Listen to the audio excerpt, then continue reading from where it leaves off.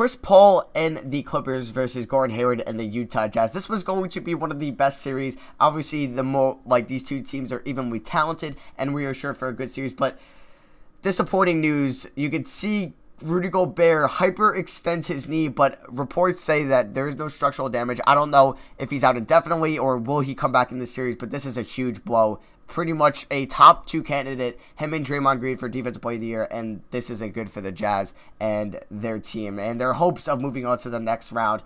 So to get up, but Rudy Gobert is a tough guy. We're going to see more when the story comes out on what happens with him, but make sure you're following Just Ballin' on Twitter for the updates about him. Now, Joe Johnson, who had himself a hell of a game, he gets a floater there over Blake Griffin at his 39-38 Utah. Joe Johnson pulls up for 3 in DeAndre Jordan's face, and he knocks that down. Now George Hill to the rack. He finds Derek Favors, who gets the dunk to go. And the Jazz are still doing good with Rudy Gobert out. Like, this is pretty big.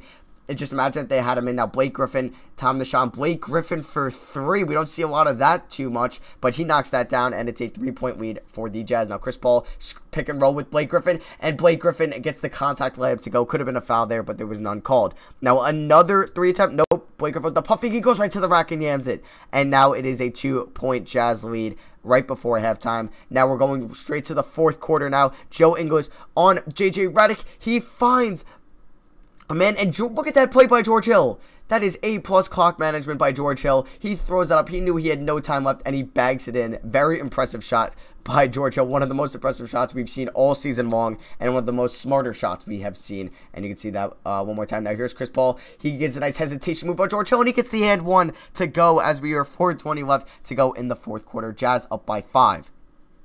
Their owner is very happy about that and 1. Jazz up by 4. Chris Paul pulls up for 3.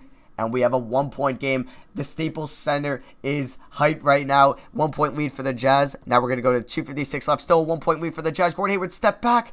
And that is good over Richard Mute. Now 1:17 left. Here is George Hill. He finds Derek Favors over to Joe Johnson, who gets around Blake Griffin. Gets around Chris Paul. Floater. That is good. Joe Johnson, you know why he's the most clutch player in this game. But with a minute left, Jazz are up by 5.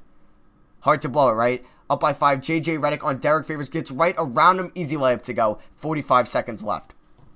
Now, Doc Rivers calling up a play. We're going to see, you know he's going to Chris Paul. You know they got to go to Chris Paul. Down by 2. Chris Paul gets a screen from DeAndre Jordan. He gets the floater to go off the glass right over Jazz defender. Now it's ISO Joe time.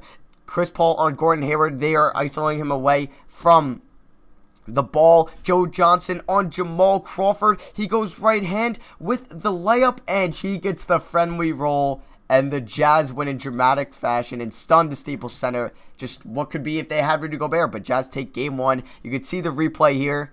Right around Crawford. The rim definitely helped him out. He probably didn't think that was going in after it hit the back iron. And it goes up and it goes in, and Jazz take game 1.